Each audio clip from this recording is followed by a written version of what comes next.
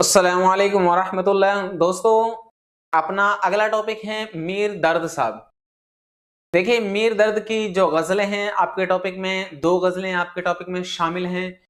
इन गज़लों के मुताल्लिक आपसे questions exam में आएँगे। इन गज़लों की सनात आपसे पूछी जा सकती हैं, इनके वर्ड मीनिंग आपसे पूछे जा सकते हैं या आपसे शेर मुकम्मल कराया जा सकता है कि भई इसका दूसरा मिसरा कौन-सा है या मिसरा ऊला कौन-सा है। मतलब एक शेर दे दिया, गज़ल का कोई सा भी शेर, उसका एक मिसरा आपको क्वेश्चन में दे देंगे और दूसरा मिसरा क्या है 4 ऑप्शनों में से किसी एक ऑप्शन में होगा या पहला मिसरा किसी एक ऑप्शन में होगा, दूसरा मिसरा आपको क्वेश्चन में दे दिया जाएगा। इस तरह के एग्ज़ाम में क्वेश्चंस पूछे जाते हैं। दूसरा देखिए, सियाक व सबाक से मुतालिक यानी कि जो इनके शायर हैं, इन शायरों की सवाने हयात से मुतालिक अगर आपसे क्वेश्चंस एग्ज़ाम में पुट अप होते हैं, तो इनकी सवाने हयात से मुतालिक आएँगे, इनकी तर्ज तहरीर से मुतालिक आएँगे, इनके कुछ जो शेरी मजमूए हैं, इनसे मुतालिक एग्ज़ाम में क्वेश्चंस पूछे जाएँगे। इसीलिए इसी को मद्देनज़र रखते हुए, इन तमाम को ज़ेर नज़र रखते हुए, पहले हम मीर दर्द की सवाने हयात पढ़ते हैं। मीर दर्द साहब कौन थे, कब पैदा हुए, क्या-क्या इन्होंने उर्दू अदब के लिए कारनामे अंजाम दिए थे।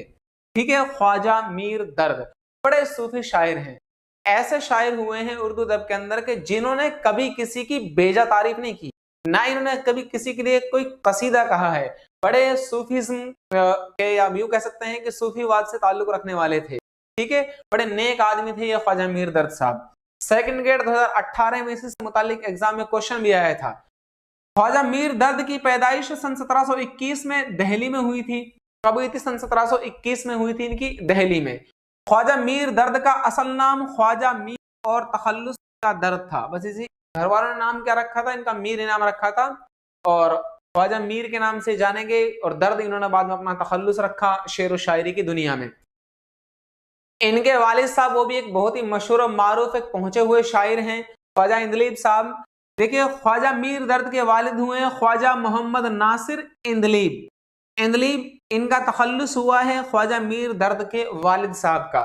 ठीक है, जिस तरह मीर अनीस साहब के वालिद हैं मीर खलीक यानी मीर मोहम्मद मुस्तहसन खलीक। ठीक है, ऐसे इनके वालिद हुए ख्वाजा मोहम्मद नासिर इंदलीब जो एक मशहूर शायर हुए हैं। इन्होंने ही मोहम्मद नासिर इंदलीब साहब की किताब आती है, तो देखिए वो मीर दर्द से ताल्लुक रखते हुए पूछा जा सकता है एग्जाम में कि ख्वाजा नासिर मोहम्मद नासिर इंदलीब की किताब नालाए इंदलीब बहुत मशहूर और मारूफ है। ठीक है, आगे देखते हैं ख्वाजा मीर दर्द के बारे में। तो ख्वाजा मीर दर्द के आबा व अजदाद बुखारा से आकर दिल्ली में आबाद हुए। ये फर्स्ट ग्रेड में भी क्वेश्चन आया था एक शायर के बारे में कि उनके आबा व अजदाद कहां से कब आए। ठीक है, तो इनके जो आबा व अजदाद हैं, बाप दादाएं हैं, इनके जो बुजुर्ग हैं, कोई बुजुर्ग आया होगा बुखारा, समरकंद, बल्ख, बदख्शा जगहों से। ठीक है, और कहाँ आकर बस गए थे? दिल्ली में आकर बस गए। ख्वाजा मीर दर्द का ख्वाजा बहाउद्दीन नक्शबंदी से निस्बती ताल्लुक है। देखिए, नक्शबंदी क्या होता है? इस्लाम में ये सूफीवाद के सिलसिले होते हैं, जिस तरह चिश्ती सिलसिला है, कादरी सिलसिला है, इसी तरह एक नक्शबंदी सिलसिला होता है, सोहरावर्दी सिलसिला होता है। तो इसी तरह ख्वाजा बहाउद्दीन नक्शबंदी जिनसे क्या है, ये नक्शबंदी सूफीज्म का सिलसिला चलता है, तो उनसे इनका क्या है, निस्बती ताल्लुक है। ये इंपॉर्टेंट लाइन है, इसको आप अच्छे से याद रख लें, किसी भी चीज से पूछा जा सकता है। ख्वाजा मीर दर्द को तसव्वुफ का अहम शायर माना जाता है। तसव्वुफ का अहम शायर अगर नाम आए तसव्वुफ, तो जहन जाता है मीर दर्द की ही तरफ। ठीक है, जिस तरह गजल का मतलब मीर तकी मीर होता है ना, गजल और मीर तकी मीर मुतरादिफ हैं दोनों, इसी तरह तसव्वुफ और मीर दर्द साहब ये बड़े सूफी शायर थे, इसीलिए इन्हें सूफी शायर के नाम से जाना जाता है। ठीक है, ख्वाजा मीर दर्द को उर्दू शायरी में सूफियाना शायरी का इमाम कहा जाता है। ठीक है, आपको पता है सूफीज्म का नाम तो मीर दर्द ही होगा, मुतरादिफ है ये सूफीज्म के साथ, तो सूफियाना शायरी का इसे इमाम कहा जाता है ख्वाजा मीर दर्द साहब को उर्दू अदब के अंदर। ख्वाजा मीर दर्द मूसीकी, हिंदुस्तानी मूसीकी के गहरे इल्म के लिए मशहूर हैं। ये second grade RPSC second grade 2018 में क्वेश्चन आया था ये वाला। ठीक है, मूसीकी के लिए कौन से शायर मशहूर है, इस तरह एग्जाम में क्वेश्चन आया था, उसका जवाब था ख्वाजा मीर दर्द साहब। ठीक है, सेकंड ग्रेड 2018 का क्वेश्चन है। ख्वाजा मीर दर्द की शायरी का बड़ा हिस्सा इश्क हकीकी से लबरेज है। इश्क दो तरह का होता है, इश्क हकीकी होता है दुनिया की महबूबाओं से इश्क करना। ठीक है, इश्क हकीकी होता है असल महबूब से इश्क करना, वो अल्लाह तबारक व तआला है। जिससे इश्क होता है, और वो इश्क हकीकी असल इश्क होता है। तो इनका शायरी का जो असल हिस्सा है ना, वो इश्क हकीकी से लबरेज है। लेकिन आप गजली में, गजलियात तो एक ऐसी चीज होती है, शेर व शायरी उसको कहीं भी फिट कर सकते हैं, ठीक है। लेकिन साथ ही इश्क मजाजी की झलक भी देखी जा सकती है। ऐसा नहीं कि इन्होंने इश्क हकीकी ही बयान किया है, कहीं ना कहीं भाई साहब को झलक भी नजर आ गई थी इश्क मजाजी की, तो इश्क मजाजी भी पेश कर दिया। ख्वाजा मीर दर्द की शायरी के मौज़ूआत सूफियाना और हकीमाना थे, ठीक है। हकीमाना मतलब हिकमत से लबरेज, और सूफियाना सूफिज्म से ताल्लुक रखने वाले। सब तरह के मौज़ूआत इन्होंने अपनी शायरी के अंदर इस्तेमाल किए। असल मकसद था लोगों की इस्लाह करना, इस्लाह माशरा, ठीक है। मोहम्मद हुसैन आजाद साहब कहते हैं अपनी किताब आबे हयात के अंदर, जो इन्होंने सन 1880 में लिखी है, इसी आबे हयात में मोहम्मद हुसैन आजाद साहब ने ख्वाजा मीर दर्द के मुतालिक कहा है कि दर्द तलवारों की आबदारी अपने नश्तरों से भर देते हैं। दर्द तलवारों की आबदारी अपने नश्तरों से भर देते हैं। ये किसका कौल है? तो मोहम्मद हुसैन आजाद का कौल है। कौल आपको याद रखना है, ठीक है। इसी तरह अब्दुल सलाम नदवी साहब कहते हैं दर्द के मुतालिक कि ख्वाजा मीर दर्द ने इस जबान को सबसे पहले सूफियाना ख्यालात से आशना किया, मतलब इंट्रोड्यूस कराया। सूफियाना ख्यालात क्या होते हैं, सूफीवाद क्या होता है, सूफिज्म क्या होता है, इस जबान यानी कि उर्दू जबान को। अब ये क्वेश्चन आपसे पूछा जा सकता है कि ख्वाजा ने उर्दू जबान को क्या, किस, सॉरी, अब्दुल सलाम नदवी का जो कौल है मीर दर्द के बारे में कि ख्वाजा मीर दर्द ने इस जबान को सबसे पहले सूफियाना ख्यालात से रोशनास कराया, किसका कौल है? तो अब्दुल सलाम नदवी साहब का। ये आप याद रखेंगे। इसी तरह इमदाद असर, देखिए इंपॉर्टेंट कौल एक तो है आपका, इंपॉर्टेंट है भाई वो मोहम्मद हुसैन आजाद साहब का, दूसरा है इमदाद असर साहब का। ये इमदाद असर साहब बहुत इंपॉर्टेंट है, इसलिए इसको याद रखें। मामलाते तसव्वुफ में उनसे बढ़कर कोई शायर नहीं गुजरा। उनसे मतलब दर्द से बढ़कर, यानी तसव्वुफ के ख्यालात, तसव्वुफ के जो जुजियात होते हैं उनको बयान करने में सारे शायर दर्द से नीचे हैं। ख्वाजा मीर दर्द की तसानीफ देखते हैं। एक इनका रिसाला है असरारुस सलात। क्या है? असरारुस सलात। एक है वारदात और एक है इल्मुल किताब। ये इनके क्या है? रिसाले हैं। एक तो असरारुस सलात, एक वारदात और एक इल्मुल किताब के नाम से क्या है? तसानीफ है। बाकी देखिए ख्वाजा मीर दर्द ने जो इनका रिसाला है ना, ये वारदात, इस रिसाला वारदात को लिखकर इसकी शरह लिखी थी इल्मुल किताब के नाम से। तो रिसाला ये दो हो गए, एक तो असरारुस सलात हो गया, एक वारदात हो गया। ये तीसरा जो इल्मुल किताब है, ये इस रिसाला वारदात की शरह है, इसकी गाइड है, इसकी है, ठीक है। आगे देखते हैं आखिर में ख्वाजा मीर दर्द फारसी कलाम पर मुश्तमिल, इनका फारसी कलाम पर मुश्तमिल 4 मशहूर किताबें हैं। नालाए उर्दू, आहे सर्द, दर्द दिल, शमा महफिल। ये इनकी 4 किताबें हैं। चारों के इनको नाम याद रखेंगे, अच्छे से आपको याद हो जाएंगी। नालाए उर्दू, आहे सर्द, दर्द दिल, शमा महफिल, ये चारों फारसी जबान में हैं, चारों दर्द की किताबें हैं। ख्वाजा मीर दर्द चारों किताबों को, नालाए उर्दू, आहे सर्द, दर्द दिल और शमा महफिल, इन चारों किताबों को ख्वाजा मीर असर ने तरतीब दी थी। किसने? ख्वाजा मीर असर ने तरतीब दी। जो ख्वाजा मीर असर कौन है? तो देखिए ख्वाजा मीर असर जो ख्वाजा मीर दर्द के भाई और शागिर्द भी हैं, यानी कि इसके छोटे भाई भी हैं और इसके क्या हुए हैं, ये इनके स्टूडेंट भी हुए हैं, इनसे पढ़े भी हैं। दर्द के इंतकाल के बाद उनकी रूहानी तालीम का सिलसिला असर नहीं आगे बढ़ाया। इंपॉर्टेंट लाइन है कि ख्वाजा मीर दर्द के इंतकाल के बाद उनकी सूफियाना शायरी का सिलसिला आगे किसने बढ़ाया? तो ख्वाजा मीर असर ने। ख्वाजा मीर दर्द के शागिर्दों में देखिए बहुत सारे नाम हैं, इसलिए शागिर्दों के बारे में पूछा जाए ये बहुत ही यूं कह सकते हैं कि रेयर चांस है, नहीं पूछा जाएगा, फिर भी आप देख लेते हैं। ख्वाजा मीर असर, इसको बस इंपॉर्टेंट माने इसलिए कि ख्वाजा मीर असर ने ही इनकी शायरी का सिलसिला आगे बढ़ाया था। ख्वाजा मीर असर हैं, शेख मोहम्मद कायम चांदपुरी हैं, मीर मोहम्मदी और मीर मोहम्मदी बैदरी दहलवी, एक हिदायतुल्लाह खां हिदायत, मोहम्मद पना खां निसार, एक सनाउल्लाह फिराक, मिर्जा मोहम्मद इस्माइल तेश दहलवी, अजीज और अलम ख्वाजा मीर दर्द के साहिबजादे। तो देखिए अजीज और अलम और एक ख्वाजा मीर असर, ये 3 नाम अच्छे से याद रखें, इसलिए कि अजीज और अलम ये दोनों इसके साहिबजादे हैं और मीर असर इनके भाई हैं, ये इंपॉर्टेंट है। उसके बाद देखिए इनकी तर्ज तहरीर सवाने हयात और उनकी खुसूसियत कलाम था। उसके बाद देखिए ख्वाजा मीर दर्द का इंतकाल होता है 1785 में दिल्ली में। ये इनकी सवाने हयात के बारे में है। उसके बाद हम चलते हैं असल चीज के बारे में, जो ख्वाजा मीर दर्द के बारे में बयान किया गया है इनके सवाने हयात के बाद। वो क्या है आपके टॉपिक में है गजलें।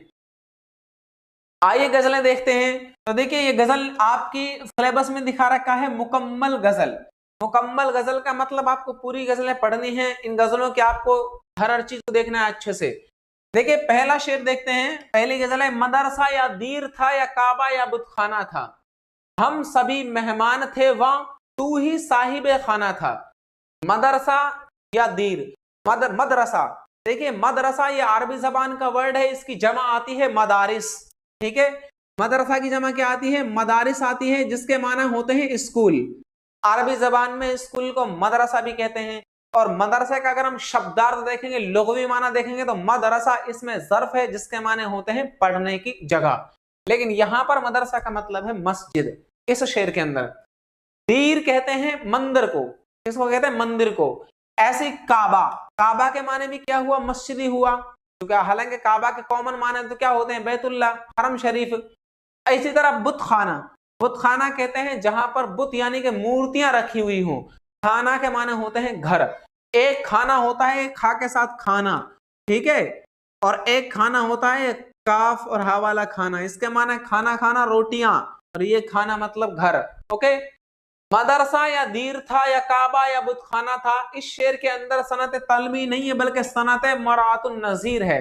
सनत मरातुन नजीर का मतलब होता है शायरी के अंदर ऐसे अल्फाज का इस्तेमाल करना जिनमें बाहम मुनासबत हो, आपस में एक दूसरे से उनका कुछ ना कुछ संबंध हो। तो देखिए मदरसा, दीर, काबा, बुतखाना सब आपस में क्या है? धार्मिक स्थलों के नाम है, आपस में एक दूसरे से क्या है? जुड़े हुए हैं, इसलिए इसमें सनत मरातुन नजीर है।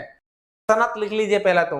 तो शायर देखिए इसमें जिंदगी की हकीकत बयान कर रहे हैं कि इंसान की जिंदगी क्या है, जिंदगी की असल बयान कर रहे हैं। वो ये बयान कर रहे हैं कि देखिए चाहे मंदिर हो, मस्जिद हो, काबा हो, बुतखाना हो, कुछ भी हो, इबादत कोई सी भी जगह हो, हम सभी मेहमान थे ये वहां, तू ही साहिब खाना था। यानी इस दुनिया के अंदर तो हमें कुछ दिन के लिए आना था। आप किसी भी अंदाज से अपने रब की परस्तिश कर लीजिए, रब को क्या पूज लीजिए, रब की इबादत कर लीजिए। आखिर क्या असल मकसद है? क्या है? रब को हासिल करना। हमें एक ना एक दिन इस दुनिया से चले जाना है। हम सभी मेहमान थे वहां, तू ही साहिब खाना था। यानी आखिर जो हमेशा हमेशा रहने वाली जो जिंदगी है, जो साहिब खाना है, मतलब जो घर का मालिक है असल इस दुनिया का, वो क्या? अल्लाह तबारक व तआला है। वो ही इस दुनिया के अंदर हमेशा से है, अजल से अबद तक, शुरू से आखिर तक वही बाकी रहने वाला है। ठीक है, अगला शेर देखिए। इस शेर में सनत तशबीह का इस्तेमाल किया गया है, उपमा अलंकार, एक चीज को दूसरी चीज से कंपेयर किया गया है। ठीक है, कंपैरिजन को इसमें बयान किया गया है। तो आइए देखते हैं इसमें आगे। देखिए वाय, वाय अफसोस के लिए इस्तेमाल करता है। वाय, हैफ, ऐसा वर्ड क्या है? अफसोस के लिए। वाय नादानी के वक्त मर्ग ये साबित हुआ, ख्वाब था जो कुछ के, देखा जो सुना अफसाना था। वाय अफसोस के लिए इस्तेमाल हुआ। नादानी का मतलब होता है बेवकूफी। मर्ग यह फारसी जबान का वर्ड है जिसके माने होते हैं मौत। इसी तरह देखिए ख्वाब, ख्वाब तो आप सभी जानते हैं, एक दूसरे को खूब ख्वाबों में देखते होंगे, मतलब है कि सपना। ख्वाब था जो कुछ के, देखा जो सुना अफसाना था। अफसाना के माने एक तो अफसाना भाई नस्र सिंफ होती है, लेकिन अफसाना के कॉमन माना एक कहानी के भी होते हैं। ठीक है ना।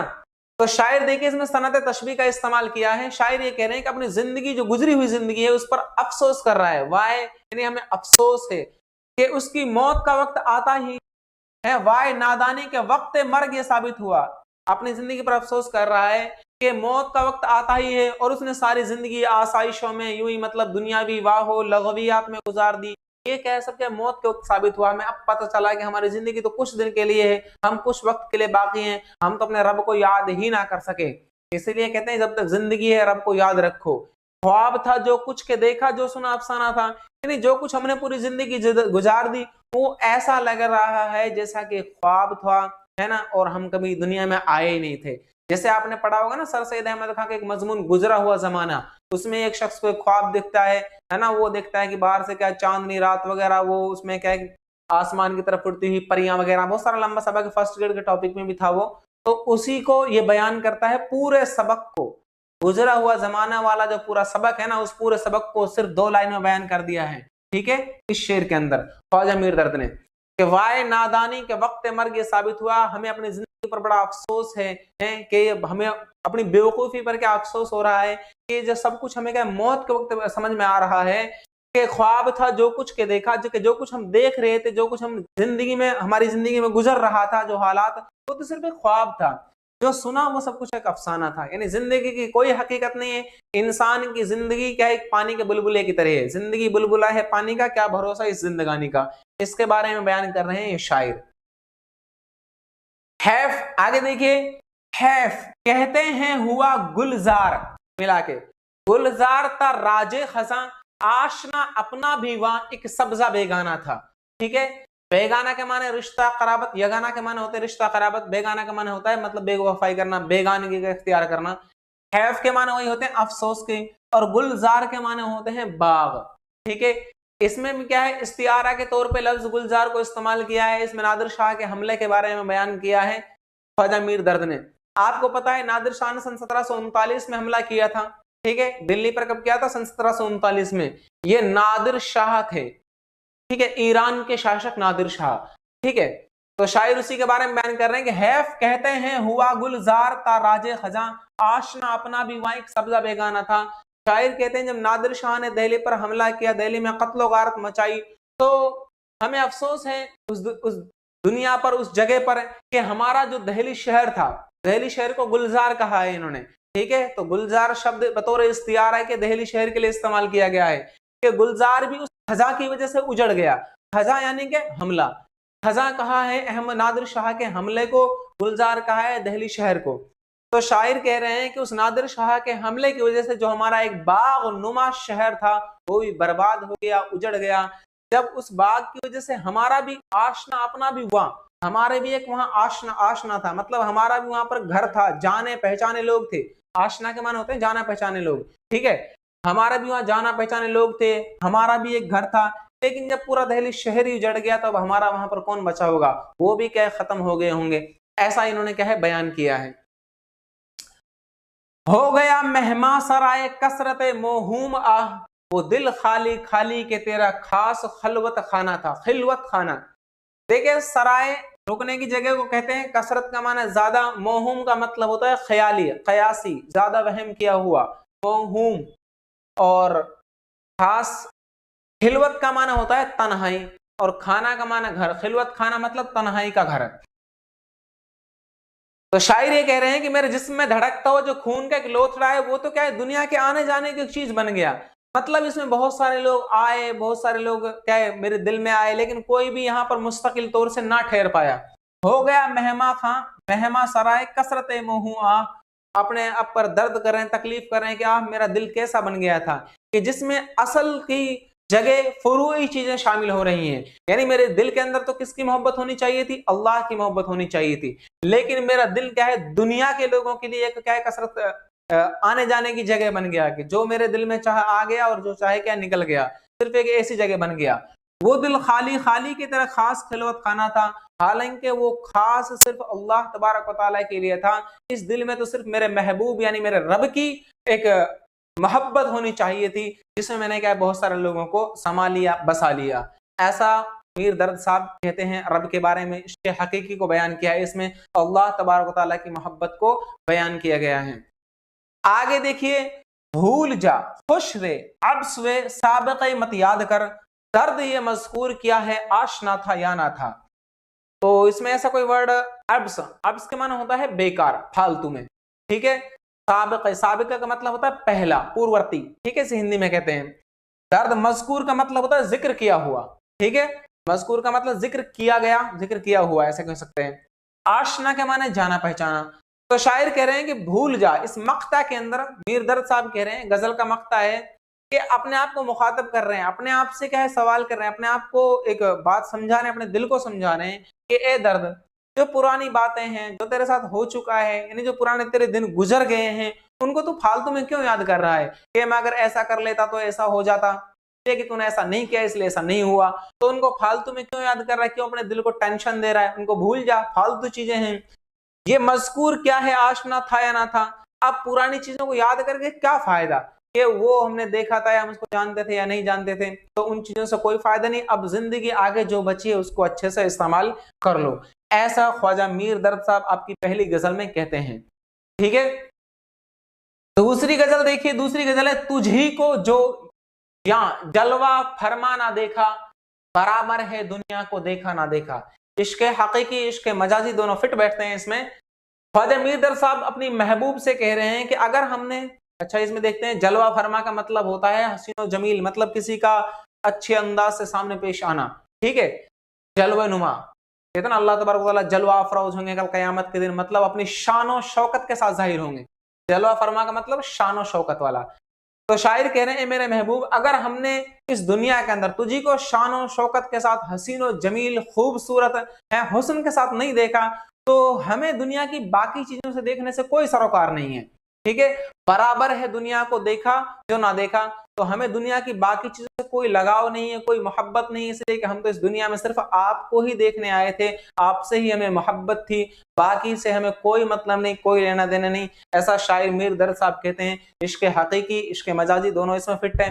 अगर एक आशिक को सिर्फ अपनी महबूबा से मतलब है तो उसकी हजार हजार खूबसूरत बालाओं में से तो अपनी वो लैला नजर आएगी। ठीक है, चाहे इधर उधर कितनी में खूबसूरत खड़ी हो, लेकिन उसको अपनी लैला ही नजर आएगी। ठीक है, ब्लैक इन बुरके में। तो ऐसा ये कह रहा है, मेरा गुंचा, तशरी देखिए, ऐसा सॉरी शेर देखिए, मेरा गुंचा दिल है वो दिल गिरफ्तार। देखिए गिरफ्तन, गिरफ्तन के माने फारसी जबान का वर्ड है, फारसी मस्तर गिरफ्तन उससे बना है गिरफ्ता, मतलब जकड़ा हुआ। गिरफ्तन के माने उसे पकड़ने के आते हैं, इसी से वर्ड बनता है गिरफ्तार। ठीक है, गुंचा, गुंचा के माने कली, फूल या गुच्छा के भी आते हैं। ठीक है, फूलों का, कि जिसको कसू ने कभू ना देखा, कभू वा ना देखा, कसू कभू यानी किसी कभी, ये हो गया। इस शेर में सनत तशबीह का इस्तेमाल किया गया है। शायर ने अपने दिल को किसकी तरह बनाया है? कली की तरह, यानी जो कली होती है ना फूलों की कली, उसकी तरह अपने दिल को बताया है। शायर कहते हैं कि मेरा दिल किसी कली की तरह है, मेरा गुंचा दिल है वो दिल गिरफ्तार है, कि मेरा दिल किस तरह है? एक कली की तरह है, कि उस मेरे दिल के अंदर क्या है, मेरे दिल के अंदर क्या है, ऐसा कभी किसी ने नहीं देखा। लेकिन शायर ये भी कह रहे हैं कि मेरा दिल कैसा हो गया? दिल गिरफ्तार हो गया है, मतलब मुरझा गया है, जकड़ गया है। यानी कि मेरे महबूब ने जब मेरी तरफ तवज्जो नहीं की है, मैं मेरे महबूब से क्या है दिलो जान से मोहब्बत करता हूं, लेकिन मेरा महबूब क्या है मेरी तरफ कोई तवज्जो ही नहीं दे रहा है, तो इस वजह से क्या है मेरा दिल मुरझा गया है। तो कि जिसको कसू ने कबू ने देखा, हालांकि मेरे दिल के अंदर तो वो ख्यालात हैं जो क्या है, और मेरी ऐसे महबूब से मोहब्बत है कि जिस महबूब को ना ही किसी आंखों ने देखा है और ना ही किसी कानों ने क्या है उस महबूब की तो शान शौकत उसके बारे में तो सुना भी होगा। ठीक है, ना देखा है ना सुना है, और वो क्या है अल्लाह तबारक व तआला इश्क हकीकी को बयान किया है, इसलिए कि मेरा महबूब तो दुनिया में सबसे अलग है, इसलिए वो पूरी दुनिया का पालनहार है। मीर दर्द साहब कहते हैं तसव्वुफ के शेर हैं सारे, बीच बीच में कोई इश्क मजा दिया जाए वो अलग बात है। ठीक है, यगाना के माने होते हैं रिश्ता, कराबत, ठीक है, नजदीकी, रिलेशनशिप। यगाना है तू आह बेगानगी में, कोई दूसरा और ऐसा ना देखा, ऐसा अल्लाह तबारक व तआला होता है। शायर कह रहा है कि मेरे महबूब कि हमने तुझसे बेगानगी की, हमने तुझसे बेरुखी इख्तियार की। बेगानगी मतलब बेरुखी, तवज्जो ध्यान, तवज्जो ना देना, और तो कोई ऐसा वर्ड नहीं है भाई इसके अंदर। शायर कह रहे हैं मेरे महबूब हमने तुझसे बेगानगी, बेरुखी, बेतवज्जुही, तेरी तरफ इल्तिफात नहीं किया, तेरी तरफ तवज्जो नहीं की, फिर भी तू हमारी तरफ मुतवज्जा रहा, फिर भी तू हमसे क्या रिश्ता जोड़े रखा। ऐसा महबूब हमने सिर्फ आपको ही देखा है दुनिया में, और कोई ऐसा दूसरा नहीं देखा। ऐसा सिर्फ अल्लाह तबारक व तआला होता है, वरना जो दुनिया की महबूबा उनसे 2 दिन बोलना बंद कर लो, तीसरे दिन तो ब्लॉक मार के एक साइड हो जाएंगी। ठीक है, इसलिए ये शेर में पता है क्या है, इश्क हकीकी को बयान किया, इश्क मजाजी नहीं है। फिर तुम फिरते रहना नंबर पे, इनकमिंग को सर्विस बंद। ठीक है, ऐसा। अच्छा देखिए, ऐसा शायर ने कहा है कि स्टूडेंट्स ने कमेंट कर रखा था कि सर आप ये क्यों कहते हैं कि ऐसा शायर ने कहा है, ऐसा तो आप कह रहे हैं। अरे भाई मैं शायर के बारे में बयान कर रहा हूं, मैं अपनी फीलिंग शेयर नहीं कर रहा आपके सामने। ठीक है, आगे देखिए, अजियत मुसीबत मलामत बलाएं तेरे इश्क में हमने क्या क्या ना देखा। इसमें सनत मरातुन नजीर है। मरातुन नजीर का मतलब होता है ऐसी सनत जिसमें मुनासिब, जो अल्फाज एक दूसरे से मुनासिबत रखते हो, ऐसे अल्फाज का इस्तेमाल किया जाए जो अल्फाज आपस में जुड़े हुए हों। ठीक है, अजियत हो, मुसीबत हो, मलामत हो, बलाएं हो, सबका मतलब बुराई ही होता है। ठीक है, अजियत का मतलब तकलीफ होता है, इसी तरह मुसीबत के माने परेशानी, वही तकलीफ परेशानी एक ही बात है। मलामत का मतलब किसी पर मलामत करना, लान तान करना, ठीक है, वो बुराई के संबंध भी बुराई से ही। और बलाएं, परेशानियां, इसका संबंध ही बुराई से है। तो शायर कह रहे हैं अजियत मुसीबत मलामत बलाएं तेरे इश्क में हमने क्या क्या ना देखा, कि मेरे महबूब तुम यूं समझते हो कि हमने तुम्हें यूं ही हासिल कर लिया, आपको हासिल करने के लिए हमने बहुत सारी परेशानियों का सामना करना पड़ा। मीर दर्द साहब कह रहे हैं कि मेरे महबूब हमने तेरे इश्क में, तेरी मोहब्बत में बहुत सारी परेशानियों का सामना किया, तब जाके तू हासिल हुआ। ठीक है, अगर वो इश्क हकीकी है तो बहुत अच्छी बात है, और अगर इश्क मजाजी है तो फिर तो मजाजी ही है। ठीक है, फिर तो मजा आता होगा आप लोगों को मुसीबत मलामत है अजियत वगैरह में। बहरहाल देखिए आगे, मतलब तो समझ ही गए आप। कोई वर्ड मीनिंग ऐसा हो समझ में ना आ रहा हो तो आप अलग देख लें। देखिए शेर का मतलब पूछ लिया जाता है कि इसमें क्या बताया गया है। जैसे फर्स्ट ग्रेड में टॉपिक आया था, एक क्वेश्चन आया था उसमें कि मीर अनीस अपने इस मरसिया के पहले बंद में किस चीज को बयान कर रहे हैं, तो उसमें अपनी शायर आजमत को बयान कर रहे थे। हैं वहां पर एक शेर था ना, आपको बताया भी था कल के 5 ही कुछ थे शब्बीर की मद्दाही में, तो वहां ऑप्शन में था भी वो। ऐसे इसमें पूछ लें किसी भी चीज को तो बहुत आसान है, ऐसा कोई इसमें है नहीं। इश्क हकीकी के ऊपर है मीर दर्द की शायरी, ठीक है मोस्टली, लेकिन कहीं कहीं पर इश्क मजाजी का रंग भी नजर आता है। किया मुझको दागों ने सर्वे चरागा, कभू तूने आकर तमाशा ना देखा। अब देखिए महबूब को पाने के लिए एक आदमी किस कदर जल भुन जाता है, तो बेचारा दर्द में कहता भी है। मान लीजिए इश्क मजाजी पे देखते हैं, एक जला हुआ आशिक है, उसने महबूबा ने उससे पूछा नहीं कि भाई आपकी तबीयत कैसी है कैसी नहीं है, तो भाई साहब गुस्से में फिर सैड मैसेज करता रहता है। वही कहता है कबू तूने आकर तमाशा ना देखा, आपसे आपने हमसे पूछा भी नहीं कि हम कैसे हैं, मर रहे हैं कि जी रहे हैं, है ना। तो लेकिन अल्लाह तबारक व तआला से मोहब्बत करता है, इश्क हकीकी अगर कोई बंदा करता है तो अल्लाह को तो अपने बंदों के बारे में पता है। ठीक है, तो फिर भी देखिए शायर शिकायत कर रहे हैं, अगर इश्क हकीकी देखते हैं, किया मुझको दागों ने सर्वे चरागा, कि तेरी मोहब्बत में जो मेरे दिल में है, तेरी मोहब्बत में फिर तेरी जुदाई में जो मेरे दिल में जख्म लगे थे, हैं मेरे दिल में जो तरह तरह के गहरे जख्म लगे थे, उन जख्मों ने क्या है मेरे दागों को रोशन कर दिया। ठीक है, सर्वे चरागा रोशन कर दिया, मतलब मेरे दाग क्या खुले हुए थे, उनके मुंह क्या खुले हुए थे जख्मों के। जैसे क्या बाग में कोई शमा जल रही हो, जैसे बाग में कोई दिया जल रहा हो, कोई दीपक जल रहा हो, ऐसे मेरे क्या जख्म, दिल के जख्म के जल रहे थे, खुले हुए थे। लेकिन ये अल्लाह हमने तुझे पाने के लिए, तुझे हासिल करने के लिए तरह तरह की कोशिशें की, मुश्किलें की, लोगों से दुश्मनियां मोल ली, लेकिन फिर भी तूने हमारी तरफ कोई तवज्जो नहीं दी, है ना। ऐसा अपने महबूब से सिर्फ शिकायत कर रहा है, वरना हकीकत ऐसा नहीं है। कोई बंदा अल्लाह तबारक व तआला से मोहब्बत करता है, अपने रब से मोहब्बत करता है, ऐसा इसका मतलब ये थोड़ी है कि रब उसकी तरफ ध्यान ही नहीं देता। ये सब तो सिर्फ दुनिया में संबंधित है, ऐसा काम इश्क मजाजी में होता है, इश्क हकीकी में नहीं होता। लेकिन अब अपनी कैफियत को बयान कर रहा है, इसीलिए तो होता है ना गजलों के माना को कहीं भी फिट कर लो। ये मतलब फिट हो रहा है इश्क मजाजी, यानी कि दुनियावी महबूबाओं पर, जहां पर क्या है वो आजकल चलते हैं काम, समझ रहे हैं आप सब, है ना। चलो आगे देखिए, तगाफुल ने तेरे कुछ दिन दिखाए, इधर तूने लेकिन देखा ना देखा। तगाफुल का मतलब होता है बेध्यानी, गफलत में रहना। ठीक है, और तो ऐसा कोई वर्ड इसमें है नहीं।